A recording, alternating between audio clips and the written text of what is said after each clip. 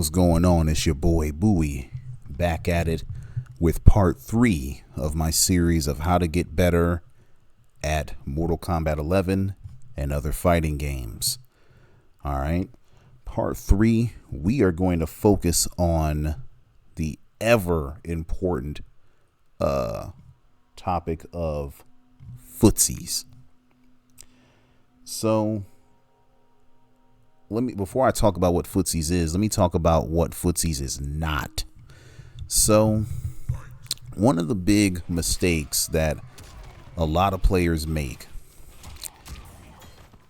especially in Mortal Kombat, I'm sure it's true in other fighting games, but most especially for Mortal Kombat, is so many players try to focus on those combos, you know. Combos. And don't get me wrong, combos are very important and they're quite fun. You know what I'm saying? They're fun to lab, fun to discover, and even more fun to crack an opponent upside the head with, right? But what good is a combo if you never get a chance to hit it in a real match? What good is a combo against an opponent that is so elusive, so slippery, that you just never seem to be in their range? You never seem to be able to even hit the combo. You know what I'm saying? You had to take a whole bunch of lumps just to even get to him or her. And so then by the time you got to try to do your combo, you so frustrated and upset, you actually drop it. And then he gets to be elusive again. You know what I'm saying? Like, no. The reason why this elusive opponent is so difficult for the combo artist is because your opponent was optimizing what's known as Footsies. So let's talk about that. Let's define what Footsies is and how it relates to Mortal Kombat. Okay. So in fighting games, Footsies refers to the back and forth dance between two players as they battle to take control of the space in front of them and earn an advantage. Generally, Footsies takes place when both players are standing and grounded, though jumps and air combat certainly play a part in it as well, especially with fighting games that involve air dashes and super jumps. When two players are engaged in Footsies, they will often move inside and back outside of the range of their opponent and their opponent's attacks to try to not only tag them with their own moves, but make the foe with their attacks and leaving them in a vulnerable state. This core metagame within fighting games is what we call neutral, as neither player is winning in this position, but is attempting to mount their offense and gain the advantage so that they might deplete their opponent's health bar first. So, let's look at this in the lab. Okay, so here we are in the lab. And as you can see, I've got Scarlett and Jackie Briggs here. Now, those of us that are more initiated understand that Jackie Briggs is about twice the character that Scarlett is. And I'm being generous, okay? Doesn't mean Scarlett's bad. She's not bad. But Scarlett just has less tools in the toolbox, you know, so to speak. Whereas Jackie seems to have damn near everything, right? But what happens is when you're playing this match or any match like this, hopefully if you're the Scarlett player, you understand that, hey, I don't want Jackie to be where she wants to be in this match, because Jackie wants to be here, right here, this close. And if she's this close, that's even better for her. You know what I'm saying? No. So as the Scarlett player, you don't want Jackie anywhere near you. You'd prefer for her to be over here, unless she has that leap or whatever, you know. But all that space in between you guys would be considered neutral.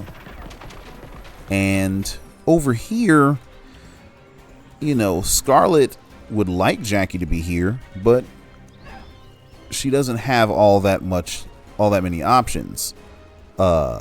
She certainly can't do any normals or strings, right? So Scarlett would rather be somewhere in this range right here.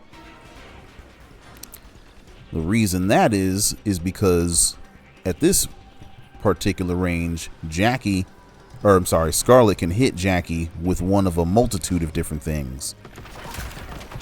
So Scarlett has this sweep that is not only fast, but has ridiculous range.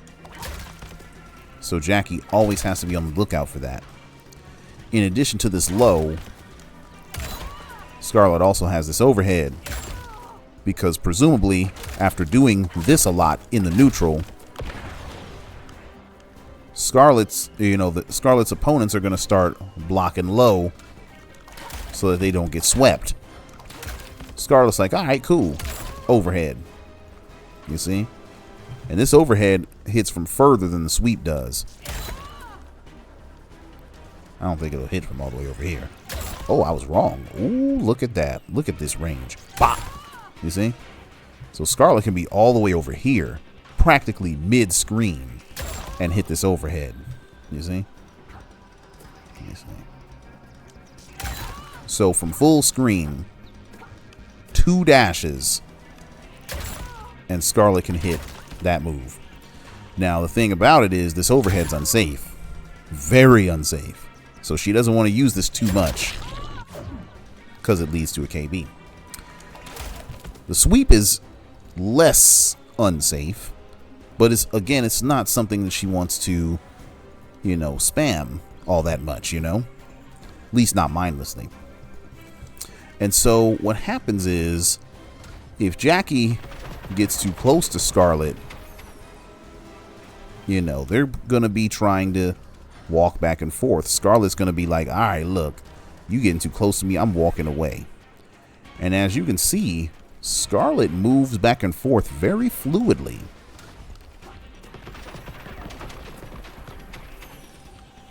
Very, very fluidly. Her stride is almost unbroken, you know? So her movement is very, very good. And her regular dash is pretty good too, as well. She doesn't even really need to wave dash. Though, if she wanted to, she certainly could. Right? That wasn't a wave dash. It just kind of looked like one. But anyway, so Scarlett really doesn't even want to play that much footsies with Jackie, because if Jackie gets in, Jackie's gonna hit her with all kind of mids. So she's gonna do all this stuff and all this. Well, maybe not this so much. Ooh, Lord. Well, that whiffs. I didn't know that. You know, stuff like that, you know. So Jackie wants to be here, doing staggers, doing mids, all that stuff. Now, Jackie does have a far range mid. This. What is that string, actually? It's back. It's back to. Oh, it's just. Yeah. But notice, if she completes this, it's sending the opponent full screen. And yes, she could technically string into this. Whoops. and do combos, but she has to hope and pray the opponent doesn't block this. Because if they do, that's her ass. So she don't really want to do that. She would much rather do her mids. Scarlett, understanding this, the Scarlett player is going to be like, I'm not going to wait for you to get here. I'm not waiting for this Jackie player to get this close to me to try to do things. I'm going to stay here. Minimum, we going to be at this distance right here. And so at that point, Scarlett has to start weighing her options. So this is where Footsies comes into play. So Scarlett is not going to be here because that's within Jackie's range. But what she will do is walk to be right around here, just outside of Jackie's effective range. So she'll walk no closer than this imaginary line and then back away. The hope is when she walks up to this imaginary line, Jackie's going to try to go for this mid. Whoops. She's going to try to do that. Or she's going to try to do that. This doesn't combo in anything. This is actually a really good, you know, mid combo. Jackie's really going to be trying to use this a lot. And this too. Ooh.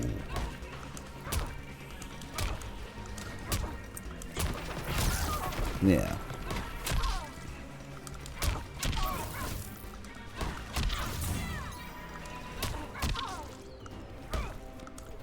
So Jackie only really has a couple combo starters, it appears. Anyway, so again, Jackie wants to be here because that's where this mid hits from.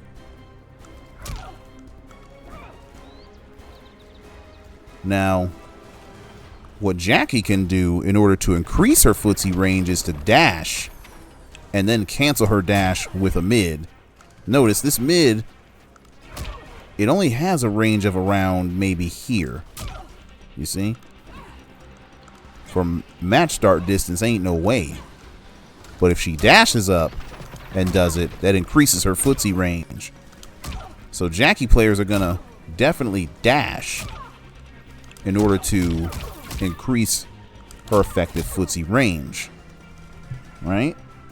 So that's how the Jackie's going to counter adapt to this footsies. So then Scarlett's going to be like, oh, okay, she's dashing and canceling. All right, so now I'm going to increase this window. Now I'm going to be out here. Now I'm going to start, you know, really trying to make her whiff by being in this range. You see? Now I'm going to start doing these sweeps. Now I'm going to start doing these forward twos. Now I'm going to start doing these lows. The moment I think she's going to dash, I'm just going to throw this out.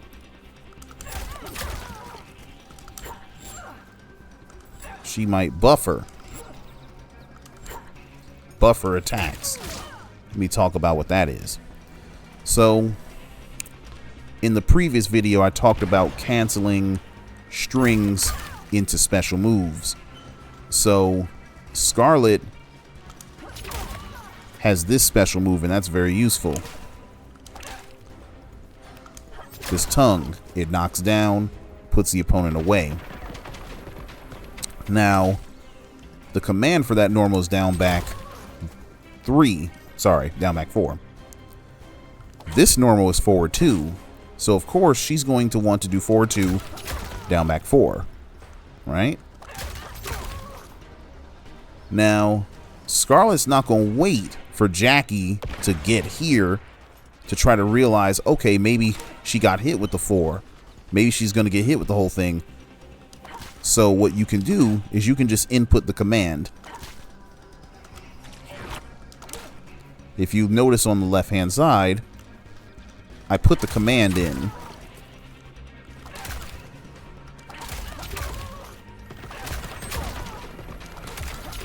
See? So I'm putting that in, but I'm putting that in regardless of where I'm at. just in case the Jackie thinks about dashing up. So if she dashes in, she's getting hit with the whole thing. If she whiffs, cool. All I did was the forward 2. You see? So buffering can be a really good tool. That way you don't have to think, oh, I hit this, let me cancel into special move. Like, you can just cancel all the time. Now, you have to be careful what you're buffering now, because you don't want to, for instance, buffer something like this and then she blocks it, because this move is horribly unsafe on block. You really only want to do that from like out here. Okay?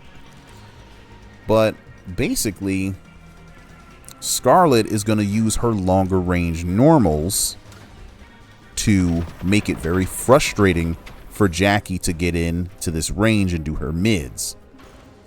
So Scarlett has this long range overhead and this long range sweep. You already have a mix up at this range right here.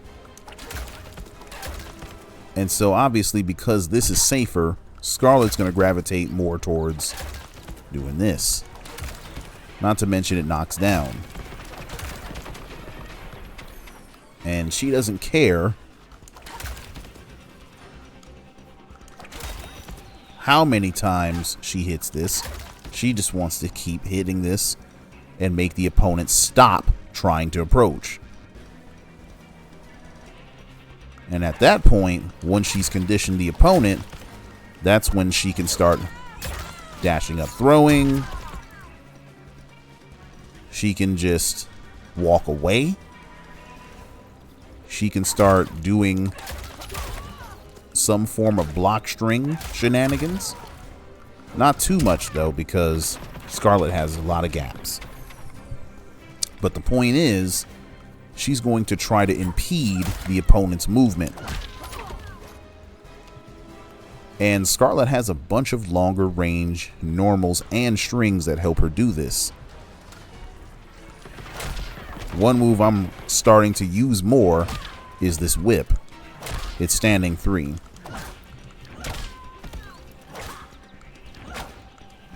Now, this is one of the slowest moves that she has.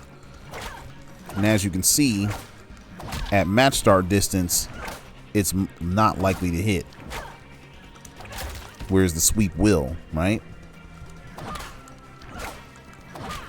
But one of the good things about this whip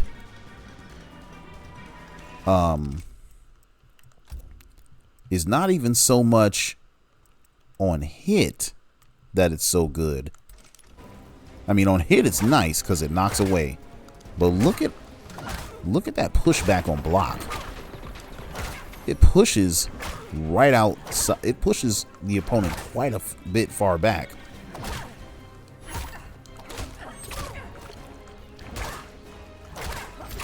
Right?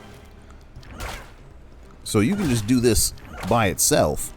But if we look at that frame data, see how important frame data is? Look at those very low negative frames. This is -3. Jackie has a little bit of advantage after this is thrown out, but not a lot. Right? And so you can just throw this out, and Scarlett's really safe. Right? Now, Jackie is going to see Scarlett do this whip, block it, and then try to approach. But what's also really good about this whip is its ambiguity. Scarlett has to bring the whip back, or look like she's going to bring it back, and then try to cancel it into something.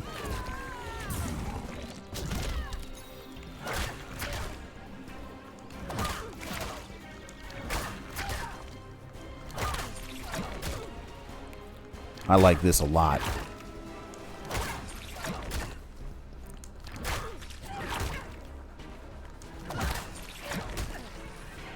Because the slowness of this blood ball here sometimes can interfere with the opponent trying to jump in or dash in and stuff like that. You know? And so this is really ambiguous. See? And you can catch people off guard a lot with that. So that's one of the things I'm starting to incorporate. I've always used forward 2. And forward 2 has served a lot of the same role.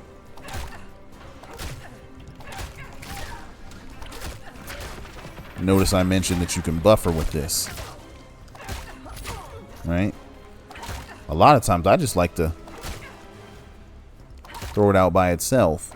But this is much less safe than standing 3 is.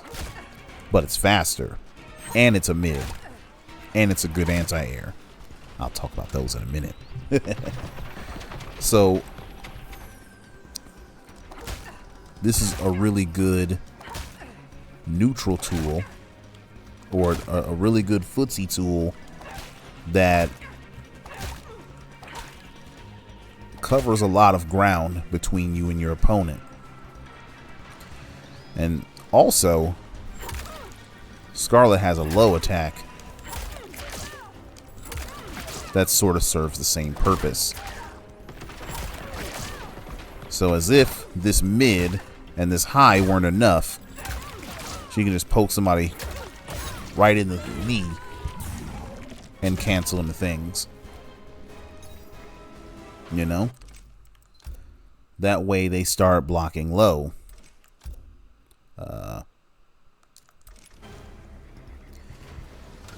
But it's not even just the normals that Scarlett can use to pester the opponent with. Scarlett also has 2 really nice strings that assist her. So one of the strings is 2-1-2. Now you might think, well, look at the range of standing 2. Isn't this in Jackie's danger zone? Yes, it is. Of course it is. This is in the same range where Jackie would love to do her mids, right? But that's sort of what Scarlett wants. Scarlett wants Jackie to whiff her mid. So she'll walk right here, hoping that Jackie sticks out this mid. And when she does, she'll step back and then do the string and catch Jackie slipping. Is there a way for me to do a reversal? Custom reversal. How do you do a custom reversal? I don't know. Let me see.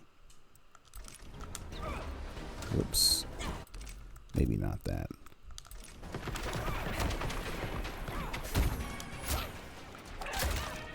Alright, I gotta make her block.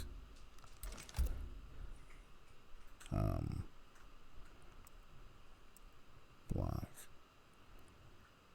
I don't know how to do a custom reversal, actually.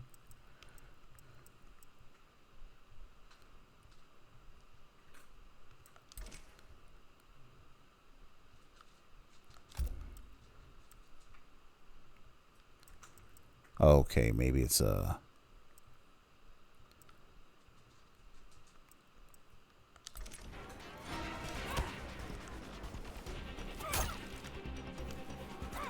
Actually, that's even better. I don't even need to make the block. Okay. I'll just do what I did before. See?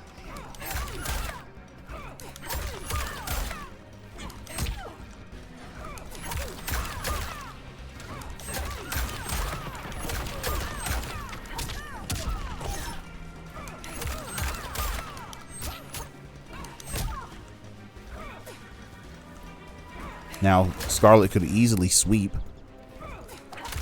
Easily do that. Easily whip. Right? But this will lend her a combo. And that's why this string is important. Ooh. So as a Scarlett player, if you know your opponent's trying to attack you, 2-1-2 interrupts their whole thing. See? Now another string that can sort of do the same thing is forward 4-3. Now it's not quite as good at interrupting offense, but you can kind of be preemptive with it. Like if you think the opponent might try to do something,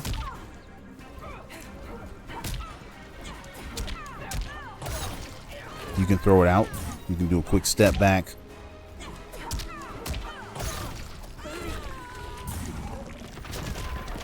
And take a bunch of damage from them. Or take a bunch of health from them. The benefit of using this string is, unlike the other one, the opponent can't break out of any of this. That's 30% on Jackie. Just for whiffing a string. Her main combo string. You see? So instead of doing small hits, you know, you can do combos.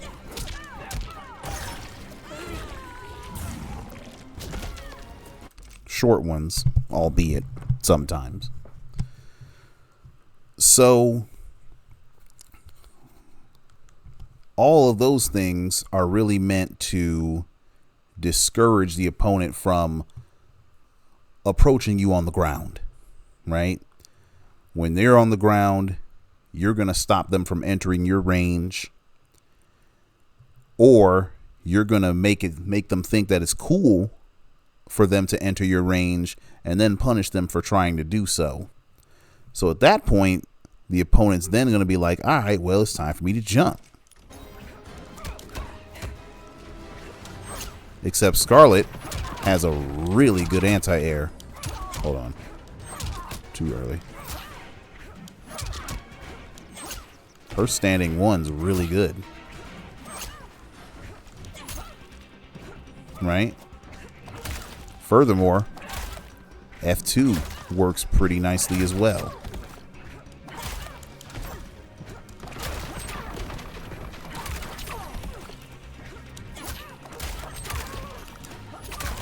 That's full screen.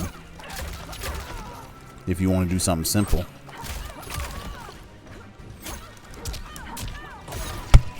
And if you want to do something more complex, there's that.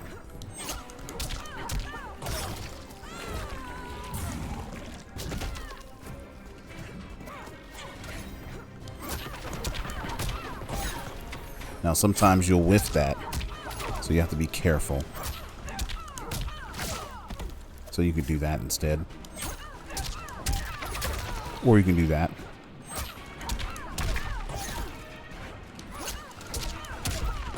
Whoops. You could just throw this out too, standing 4.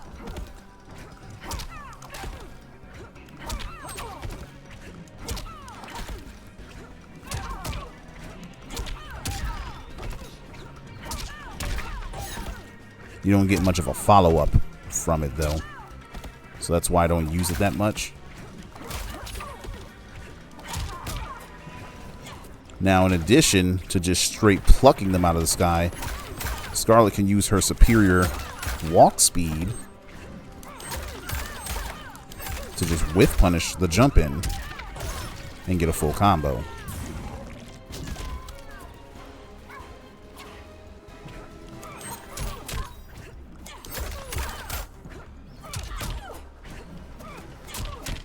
Also, one thing you can do if you know your opponent's going to jump in on you is you can actually dash forward. And throw.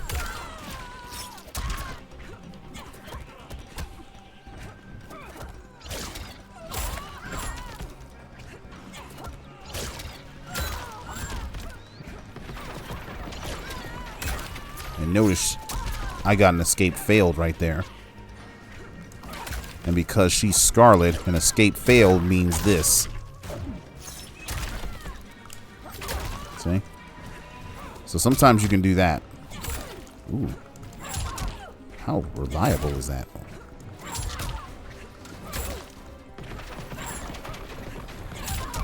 Okay, I'm just testing things now.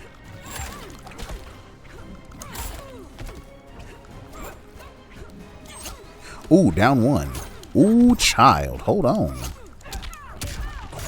Ooh! I didn't know she could do that.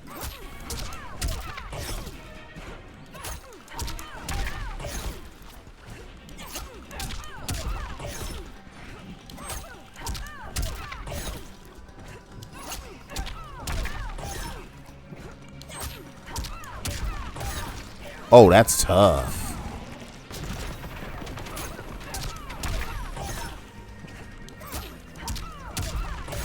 Ooh. Ooh, child. I ain't even know she could do that. Ooh, this is why lab work is so important, man. But anyway, yeah. So, what am I trying to show? What I'm trying to show is when you control that space between you and your opponent, and you really like force them to walk through a landmine of, you know, really good spaced normals and strings and possibly special moves and potentially lots of projectiles, you might win the match just by doing that, right? But even if those things alone don't kill the opponent's going to take so much damage just trying to get to you that by the time they reach you, they're pissed off, they're frustrated, they're desperate because they don't want to let you go, right? And this is going to cause them to make unforced errors, right? Causes them to drop combos, cause them to mistime things. And any unforced error that you can make your opponent have is an opportunity for you to win. You see what I'm saying? And this is all because you decided to take control of the space between you and your opponent. You see what I'm saying? And let me show you that this is not just a Scarlett thing. All right. So here we are with two other characters that really control the space between them and their opponents well, particularly the air. So Noob Saibot, you know, has a lot of strengths, but one of his main weaknesses is his poor movement. His forward walk speed is okay, but that backward walk speed leaves a lot to be desired, right? And his dashes are really stubby. His back dash is not terrible if you kind of wave dash it a little bit, but his movement's not that good, right? So it's not all that easy for him to reposition himself all the time. But what Noob lacks in movement, he makes up for in anti-air potential, okay? So Noob Saibot can anti-air off of quite a few things. For one, his uppercut's really good. It has a disjointed hitbox, as you can see. So you can hit people with it from here. Disjointed hitbox means that because he's using a weapon, the weapon extends the range of the move further than his arm. So you can just use this if someone's jumping in on you, right? But also, Noob Saibot has other normals as well as a special that anti-airs. But let's show this live.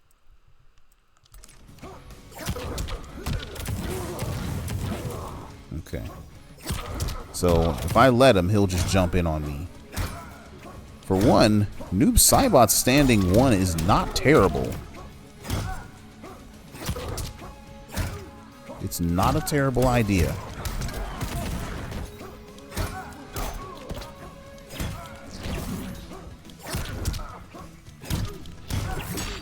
Ooh.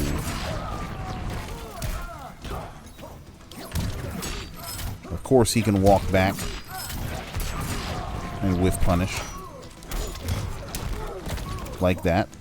But you may not have the opportunity to do that, and if you do, you might be too slow.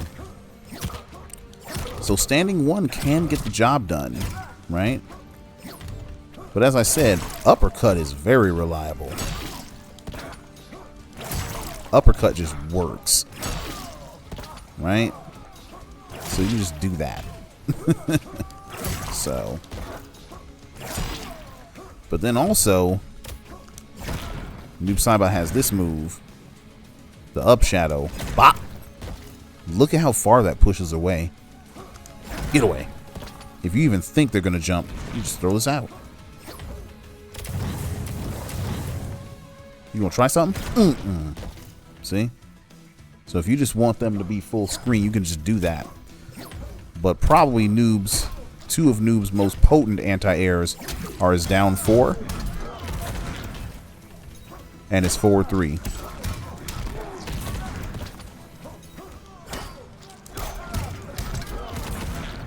Depending on the variation of Noob that you have,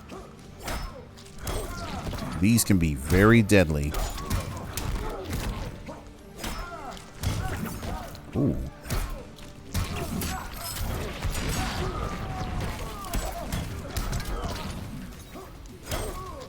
Okay. So Noob can control the skies. And that's one of his strengths. But it ain't just him. RoboCop. Whoo! RoboCop can really control the skies just as well. So unlike Noob Saibot, RoboCop has terrific movement. Look at those dashes. And his walk speed's not terrible either.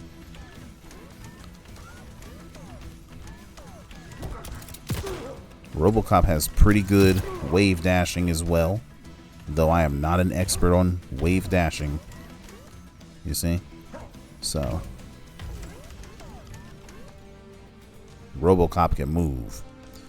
But in addition to being able to move, RoboCop has some terrific anti-airs as well. His uppercut is quite serviceable. Right? But then in addition to that, his standing 1, up gunshot, and standing 4 are terrific anti-airs. So let me demonstrate that now.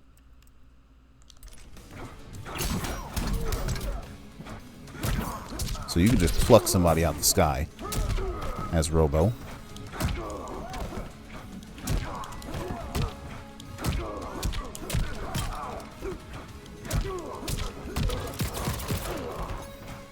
So you can just do that.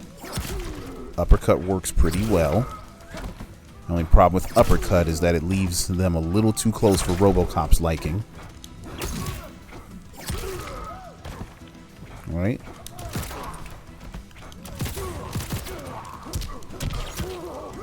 So RoboCop can shoot the gunshot, and they can't do anything about it.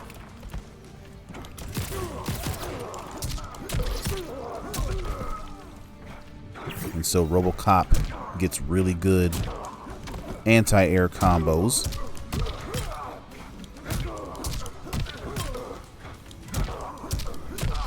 Bruh.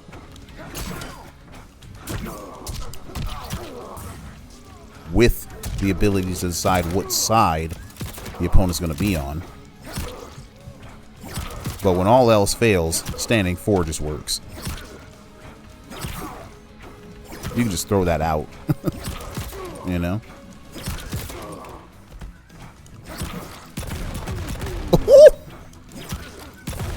So you can just chain that directly into the gunshots, and the opponent is full screen.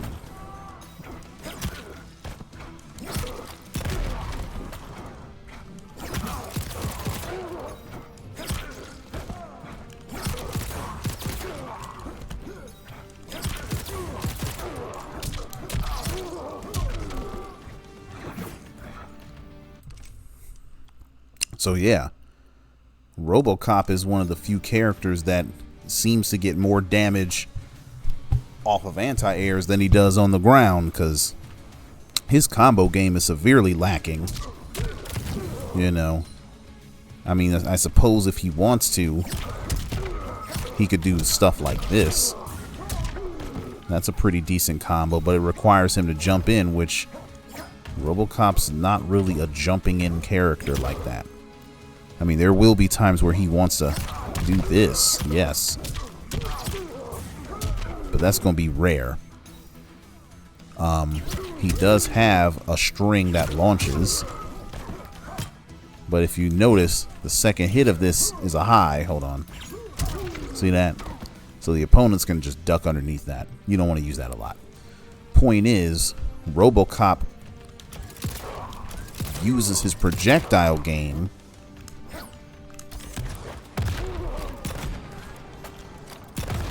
to make the opponents antsy, particularly this, because one of the only ways to avoid this gunshot is to jump. So RoboCop will make somebody jump towards him, and that's when he'll make use of his anti-air combo. You see? Now, though RoboCop is technically a zoner, doing this all match isn't really all that viable as a way to win. Not on its own. The zoning has to be used in conjunction with the strong anti-air game. In conjunction with the strong ground game. Because RoboCop still has really good strings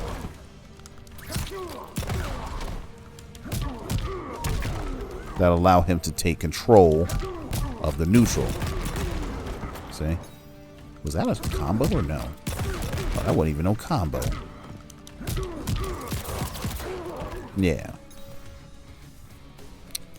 Not to mention his throws just put people really far away. See? So yeah. Why am I showing you this? Because one thing I want you to understand, Mortal Kombat player, is controlling the neutral game is far more important than mastering a series of combos. Far more important. I have won so many matches online without having done one single combo. Typically I do that using Scarlett or using RoboCop, but sometimes I do that with characters like Jax, characters like Noob, lots of characters, you know. They're not comboing you to death. They're just really controlling the space between themselves and the opponent. They're walking in and out of the opponent's effective range, trying to make them whiff. Then when they whiff, they kill them. You know? And before they even get to footsie range, I'm using a bunch of projectiles to pepper the opponent with damage and frustrate them to the point where they make an unforced mistake. You see? And so if you can make your opponents go through that same struggle and toil, you can win. Because if you control the space, that means you control your opponent. If you can control your opponent,